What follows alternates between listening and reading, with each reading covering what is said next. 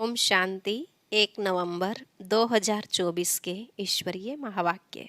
पहले सुनते हैं मुरली के मुख्य पॉइंट्स। बाबा ने कहा, याद की यात्रा में रहने से तुमको बहुत फायदा है। तुम आत्माएं सच्चा सोना सतो प्रधान बन जाओगे। आयु बड़ी होगी और आत्मा भी कंचन हो जाएगी। अभी दोनों बाप तुम्हारा श्रृंगार कर रहे हैं। ड्रामा प्लान अनुसार बाबा भी बंधाए मान है, उनको यह ड्यूटी मिली हुई है। फिर बाबा ने कहा, इस माया रूपी ग्रह से तुम्हें बचकर रहना है। यह बड़ी जबरदस्त है, नाक कान से पकड़कर बहुत तड़फाती है। अगर घायल हो गए अर्थात बाप का हाथ छोड़ दिया तो पद कम हो जाएगा।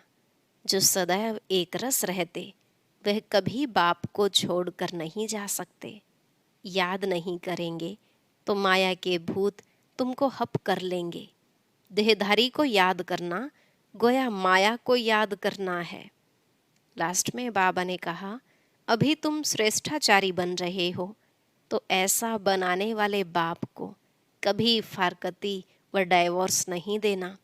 विश्व का मालिक बनना है तो कुछ मेहनत करनी पड़े, परंतु कई बच्चों में बातचीत करने का भी अक्ल नहीं है। बुद्धि में हमेशा रहे हम संगम युगी ब्राह्मण हैं। पतित मनुष्य की तो तुम्हें शक्ल भी नहीं देखनी चाहिए। अब सुनते हैं महावाक्यों को विस्तार से। बाबा ने कहा, मीठे बच्चे, इस समय निराकार बाप साकार में आकर तुम्हारा श्रृंगार करते हैं, अकेला नहीं। प्रश्न, तुम बच्चे याद की यात्रा में क्यों बैठते हो? उत्तर, पहला, क्योंकि तुम जानते हो इस याद से ही हमें बहुत बड़ी आयु मिलती है, हम निरोगी बनते हैं। दूसरा, याद करने से हमारे पाप कटते हैं, हम सच्चा सोना बन जाते हैं। आत्मा से रजो तमो की खाद निकल जाती है, वह कंचन बन जाती है। तीसरी बात, याद से ही तुम पावन दुनिया के मालिक बन जाएंगे। चौथी, तुम्हारा श्रृंगार होगा। पांचवी, तुम बहुत धनवान बन जाएंगे। यह याद ही तुम्हें पद्मा पदम भाग्यशाली बनाती है। ओम शांति। रूहानी बच्चों को रूहानी बाप समझा रहे हैं, यहाँ बैठ तुम क्या करते हो? ऐसे नहीं सिर्फ शांति में बैठे हो, अर्थ सहित ज्ञानमय अवस्था में बैठे हो। तुम बच्चों को ज्ञान है बाप को हम क्यों याद करते हैं। बाप हमको बहुत बड़ी आयु देते हैं। बाप को याद करने से हमारे पाप कट जाएंगे, हम सच्चा सोना सतो प्रधान बन जाएंगे। तुम्हारा कितना श्रृंगार होता है, तुम्हारी आयु बड़ी हो जाएगी, आत्मा कंचन हो जाएगी। अब आत्मा में खाद पड़ी हुई है। याद की यात्रा से वह सब खाद जो रजो तमो की पड़ी है वह सब निकल जाएगी। इतना तुमको फायदा होता है। फिर आयु बड़ी हो जाएगी, तुम स्वर्ग के निवासी बन जाएंगे और बहुत धनवान बनेंगे।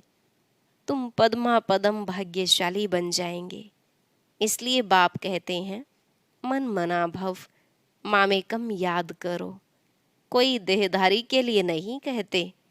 बाप को तो शरीर है नहीं, तुम्हारी आत्मा भी निराकार थी। फिर पुनर्जन्म में आते आते पारस बुद्धि से पत्थर बुद्धि बन गई है। अब फिर कंचन बनना है। अभी तुम पवित्र बन रहे हो। पानी के स्नान तो जन्म जन्मांतर किए, समझा हम इससे पावन बनेंगे, परंतु पावन बनने बदले और ही पतित बन नुकसान में पड़े हो। क्योंकि यह है ही झूठी माया। झूठ बोलने के संस्कार हैं सबके। बाप कहते हैं, मैं तुमको पावन बनाकर जाता हूँ, फिर तुमको पतित कौन बनाता? अभी तुम फील करते हो ना, कितना गंगा स्नान करते आए परंतु पावन तो बने नहीं। पावन बनकर तो पावन दुनिया में जाना पड़े। शांति धाम और सुख धाम है पावन धाम। यह तो है ही रावण की दुनिया, इसको दुख धाम कहा जाता है। यह तो सहज समझने की बात है ना, इसमें कोई मुश्किलात ही नहीं, न किसको सुनाने में मुश्किलात है। जब कोई मिले तो सिर्फ यह बोलो, अपने को आत्मा समझ बेहद के बाप को याद करो। आत्माओं का बाप है परम पिता परमात्मा शिव। हर एक के शरीर का तो अलग अलग बाप होता है, आत्माओं का तो एक ही बाप है। कितना अच्छी रीति समझाते हैं, और हिंदी में ही समझाते हैं। हिंदी भाषा ही मुख्य है। तुम पद्मा पदम भाग्यशाली इन देवी देवताओं को कहेंगे ना। यह कितने भाग्यशाली हैं, यह किसको भी पता नहीं है कि यह स्वर्ग के मालिक कैसे बने। अभी तुमको बाप सुना रहे हैं। इस सहज योग द्वारा इस पुरुषोत्तम संगम पर ही यह बनते हैं। अभी है पुरानी दुनिया और नई दुनिया का संगम, फिर तुम नई दुनिया के मालिक बन जाएंगे। अब बाप सिर्फ कहते हैं 2 अक्षर अर्थ सहित याद करो। गीता में है मन मना भव। अक्षर तो पढ़ते हैं परंतु अर्थ बिल्कुल नहीं जानते। बाप कहते हैं मुझे याद करो, क्योंकि मैं ही पतित पावन हूँ, और कोई ऐसे कह न सके। बाप ही कहते हैं मुझे याद करने से तुम पावन बन पावन दुनिया में चले जाएंगे। पहले पहले तुम सतो प्रधान थे, फिर पुनर्जन्म लेते लेते तमो प्रधान बने हो। अब 84 जन्म बाद फिर तुम नई दुनिया में देवता बनते हो। रचयिता और रचना दोनों को तुम जान गए हो, तो अभी तुम आस्तिक बन गए हो। आगे जन्म जन्मांतर तुम नास्तिक थे। यह बात जो बाप सुनाते हैं और कोई जानते ही नहीं। कहाँ भी जाओ कोई भी तुमको यह बातें नहीं सुनाएंगे। अभी दोनों ही बाप तुम्हारा श्रृंगार कर रहे हैं। पहले तो बाप अकेला था, शरीर बिगर था, ऊपर बैठ तुम्हारा श्रृंगार कर न सके। कहते हैं ना, बत 12, 1 और 2 मिलकर 12 होते हैं। बाकी प्रेरणा व शक्ति आदि की बात नहीं, ऊपर से प्रेरणा द्वारा मिल न सके। निराकार जब साकार शरीर का आधार लेते हैं तब तुम्हारा श्रृंगार करते हैं। समझते भी हैं बाबा हमको सुख धाम में ले जाते हैं। ड्रामा के प्लान अनुसार बाबा बंधाएमान है, उनको ड्यूटी मिली हुई है। हर 5000 वर्ष बाद आते हैं तुम बच्चों के लिए। इस योग बल से तुम कितने कंचन बनते हो। आत्मा और काया दोनों कंचन बनती है, फिर छीछी बनते हो। अभी तुम साक्षात्कार करते हो। इस पुरुषार्थ से हम ऐसा श्रृंगारा हुआ बनेंगे। वहाँ क्रिमिनल आई होती नहीं, तो भी अंग सब ढके हुए होते हैं। यहाँ तो देखो छी बातें रावण राज्य में सीखते हैं। इन लक्ष्मी नारायण को देखो, ड्रेस आदि कितनी अच्छी है। यहाँ तो सब हैं देह अभिमानी। उन्हों को देह अभिमानी नहीं कहेंगे, उन्हों की नेचुरल ब्यूटी है। बाप तुमको ऐसा नेचुरल ब्यूटीफुल बनाते हैं। आजकल तो सच्चा जेवर कोई पहन भी नहीं सकता है। कोई पहने तो उनको ही लूट जाएं। वहाँ तो ऐसी कोई बात नहीं। ऐसा बाप तुमको मिला है, इन बिगर तो तुम बन न सको। बहुत कहते हैं हम तो डायरेक्ट शिव बाबा से लेते हैं, परंतु वह देंगे ही कैसे। भल कोशिश करके देखो, डायरेक्ट मांगो, देखो मिलता है। ऐसे बहुत कहते हैं हम तो शिव बाबा से वर्षा लेंगे, ब्रह्मा से पूछने की भी क्या दरकार है। शिव बाबा प्रेरणा से कुछ दे देंगे। अच्छे अच्छे पुराने बच्चे, उनको भी माया ऐसे चक पहन लेती है, अर्थात काट लेती है। एक को मानते हैं, परंतु एक क्या करेंगे। बाप कहते हैं मैं एक कैसे आऊं, मुख बिगर बात कैसे कर सकूं। मुख का तो गायन है ना। गौ मुख से अमृत लेने के लिए कितना धक्का खाते हैं, फिर श्रीनाथ द्वारे पर जाकर दर्शन करते हैं। परंतु उनका दर्शन करने से क्या होगा? उसको कहा जाता है बुत पूजा। उनमें आत्मा तो है नहीं, बाकी 5 तत्वों का पुतला बना हुआ है, तो गोया माया को याद करना हो गया। 5 तत्व प्रकृति है ना, उनको याद करने से क्या होगा? प्रकृति का आधार तो सबको है, परंतु वहाँ है सतो प्रधान प्रकृति, यहाँ है तमो प्रधान प्रकृति। बाप को सतो प्रधान प्रकृति का आधार कभी नहीं लेना पड़ता। यहाँ तो सतो प्रधान प्रकृति मिल न सके। यह जो भी साधु संत हैं, बाप कहते हैं इन सब का उद्धार मुझे करना पड़ता है। मैं निवृत्ति मार्ग में आता ही नहीं हूँ, यह है ही प्रवृत्ति मार्ग। सबको कहता हूँ पवित्र बनो। वहाँ तो नाम रूप आदि सब बदल जाता है। तो बाप समझाते हैं, देखो यह नाटक कैसा बना हुआ है। एक के फीचर्स न मिले दूसरे से, इतने करोड़ों हैं, सबके फीचर्स अलग। कितना भी कोई कुछ करे तो भी एक के फीचर्स दूसरे से मिल न सके। इसको कहा जाता है कुदरत, वंडर।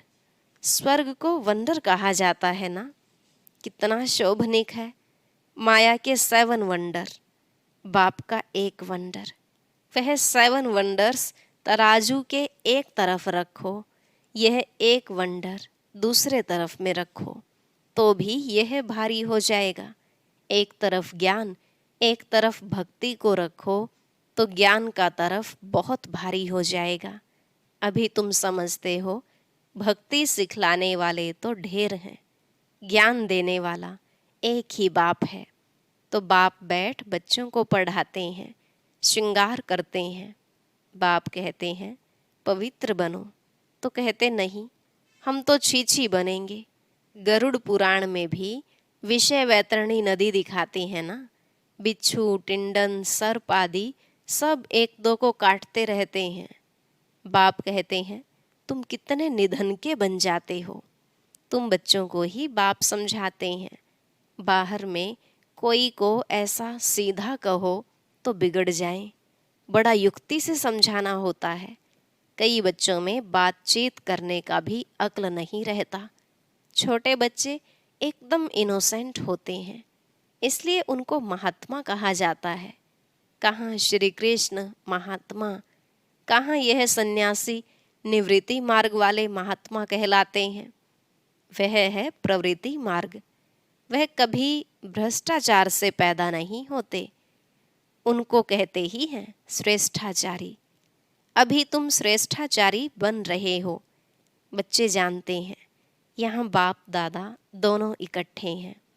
यह जरूर श्रृंगार अच्छा ही करेंगे। सबकी दिल होगी ना, जिन्होंने इन बच्चों को ऐसा श्रृंगार कराया है, तो हम क्यों न उनके पास जाएं। इसलिए तुम यहाँ आते हो रिफ्रेश होने। दिल कशिश करती है बाप के पास आने। जिनको पूरा निश्चय होता है वह तो कहेंगे चाहे मारो चाहे कुछ भी करो, हम कभी साथ नहीं छोड़ेंगे। कोई तो बिगर कारण भी छोड़ देते हैं। यह भी ड्रामा का खेल बना हुआ है। फारकती व डाइवोर्स दे देते हैं। बाप जानते हैं यह रावण के वंश के हैं। कल्प कल्प ऐसा होता है। कोई फिर आ जाते हैं। बाबा समझाते हैं हाथ छोड़ने से पद कम हो जाता है। सम्मुख आते हैं, प्रतिज्ञा करते हैं हम ऐसे बाप को कभी नहीं छोड़ेंगे। परंतु माया रावण भी कम नहीं है, झट अपनी तरफ खींच लेती है। फिर सम्मुख आते हैं तो उनको समझाया जाता है बाप लाठी थोड़े ही लगाएंगे, बाप तो फिर भी प्यार से ही समझाएंगे। तुमको माया ग्रह खा जाता, अच्छा हुआ जो बचकर आ गए। घायल होंगे तो पद कम हो जाएगा। जो सदैव एक रस ही रहेंगे वह कभी हटेंगे नहीं, कभी हाथ नहीं छोड़ेंगे। यहाँ से बाप को छोड़ मरकर माया रावण के बनते हैं तो उनको माया और ही जोर से खाएगी। बाप कहते हैं तुमको कितना श्रृंगार करते हैं। समझाया जाता है अच्छे होकर चलो, किसको दुख नहीं दो।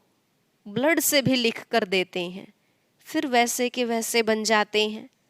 माया बड़ी जबरदस्त है, कान नाक से पकड़कर बहुत तड़फाती है। अब तुमको ज्ञान का तीसरा नेत्र देते हैं तो क्रिमिनल दृष्टि कभी नहीं जानी चाहिए। विश्व का मालिक बनना है तो कुछ मेहनत भी करनी पड़े ना। अब तुम्हारी आत्मा और शरीर दोनों तमो प्रधान हैं, खाद पड़ गई है। इस खाद को भस्म करने के लिए बाप कहते हैं मुझे याद करो। तुम बाप को याद नहीं कर सकते हो, लज्जा नहीं आती है। याद नहीं करेंगे तो माया के भूत तुमको हप कर लेंगे। तुम कितना छीछी बन गए हो। रावण राज्य में एक भी ऐसा नहीं जो विकार से पैदा न हुआ हो। वहां इस विकार का नाम नहीं, रावण ही नहीं। रावण राज्य होता ही है द्वापर से। पावन बनाने वाला एक ही बाप है। बाप कहते हैं बच्चे, यह एक जन्म ही पवित्र बनना है, फिर तो विकार की बात ही नहीं होती। वह है ही निर्विकारी दुनिया। तुम जानते हो यह पवित्र देवी देवता थे, फिर 84 जन्म लेते लेते नीचे आए हैं, अब हैं पतित। तब पुकारते हैं शिव बाबा हमको इस पतित दुनिया से छुड़ाओ। अभी जब बाप आए हैं तब तुमको समझ पड़ी है कि यह पतित काम है। आगे नहीं समझते थे क्योंकि तुम रावण राज्य में थे। अब बाप कहते हैं सुख धाम चलना है तो छीछी बनना छोड़ो। आधा कल्प तुम छीछी बने हो, सिर पर पापों का बहुत बोझा है और तुमने गाली भी बहुत दी है। बाप को गाली देने से बहुत पाप चढ़ जाते हैं। यह भी ड्रामा में पार्ट है। तुम्हारी आत्मा को भी 84 का पार्ट मिला हुआ है, वह बजाना ही है। हर एक को अपना पार्ट बजाना है। फिर तुम रोते क्यों हो? सतयुग में कोई रोता नहीं। फिर ज्ञान की दशा पूरी होती है तो वही रोना पीटना शुरू हो जाता है। मोहजीत की कथा भी तुमने सुनी है। यह तो एक झूठा दृष्टांत बनाया है। सतयुग में कोई की अकाले मृत्यु होती नहीं। मोहजीत बनाने वाला तो एक ही बाप है। परमपिता परमात्मा के तुम वारिस बनते हो, जो तुमको विश्व का मालिक बनाते हैं। अपने से पूछो हम आत्माएं उनके वारिस हैं? बाकी जिस्मानी पढ़ाई में क्या रखा है? आजकल तो पतित मनुष्यों की शक्ल भी नहीं देखनी चाहिए, न बच्चों को दिखानी चाहिए। बुद्धि में हमेशा समझो हम संगम युग पर हैं। एक बाप को ही याद करते हैं और सबको देखते हुए नहीं देखते हैं। हम नई दुनिया को ही देखते हैं। हम देवता बनते हैं, उस नए संबंधों को ही देखते हैं। पुराने संबंध को देखते हुए नहीं देखते हैं। यह सब भस्म होने वाला है। हम अकेले आए थे, फिर अकेले ही जाते हैं। बाप एक ही बार आते हैं साथ ले जाने। इनको शिव बाबा की बारात कहा जाता है। शिव बाबा के बच्चे सब हैं। बाप विश्व की बादशाही देते हैं, मनुष्य से देवता बनाते हैं। आगे विष उगलते थे, अब अमृत उगलते हैं। अच्छा, मीठे मीठे सिकिलधे बच्चों प्रति माता पिता बाप दादा का याद प्यार और गुड मॉर्निंग। रूहानी बाप की रूहानी बच्चों को नमस्ते। रूहानी बच्चों की रूहानी बाप दादा को नमस्ते नमस्ते, गुड मॉर्निंग, शुक्रिया बाबा, शुक्रिया। धारणा के लिए मुख्य सार। पहला पॉइंट, स्वयं को संगम युग निवासी समझकर चलना है। पुराने संबंधों को देखते हुए भी नहीं देखना है। बुद्धि में रहे हम अकेले आए थे, अकेले जाना है। दूसरा, आत्मा और शरीर दोनों को कंचन बनाने के लिए ज्ञान के तीसरे नेत्र से देखने का अभ्यास करना है। क्रिमिनल दृष्टि खत्म करनी है। ज्ञान और योग से अपना श्रृंगार करना है। आज का वरदान, मन मना भव हो, अलौकिक विधि से मनोरंजन मनाने वाले बाप समान भव। मन मना भव हो, अलौकिक विधि से मनोरंजन मनाने वाले बाप समान भव। बाबा ने कहा, संगम युग पर यादगार मनाना अर्थात बाप समान बनना, यह संगम युग के सुहेज हैं। खूब मनाओ, लेकिन बाप से मिलन मनाते हुए मनाओ। सिर्फ मनोरंजन के रूप में नहीं, लेकिन मन मना भव हो मनोरंजन मनाओ। अलौकिक विधि से अलौकिकता का मनोरंजन अविनाशी हो जाता है। संगम युगी दीपमाला की विधि, पुराना खाता खत्म करना, हर संकल्प हर घड़ी नया अर्थात अलौकिक हो। पुराने संकल्प, संस्कार, स्वभाव, चाल चलन, यह रावण का कर्जा है। इसे एक दृढ़ संकल्प से समाप्त करो। स्लोगन, बातों को देखने के बजाय स्वयं को और बाप को देखो। बातों को देखने के बजाय स्वयं को और बाप को देखो। अच्छा, ओम शांति। अब सुनते हैं आज की अव्यक्त मुरली। इसके लिए ऊपर दिए गए बॉक्स पर क्लिक करें।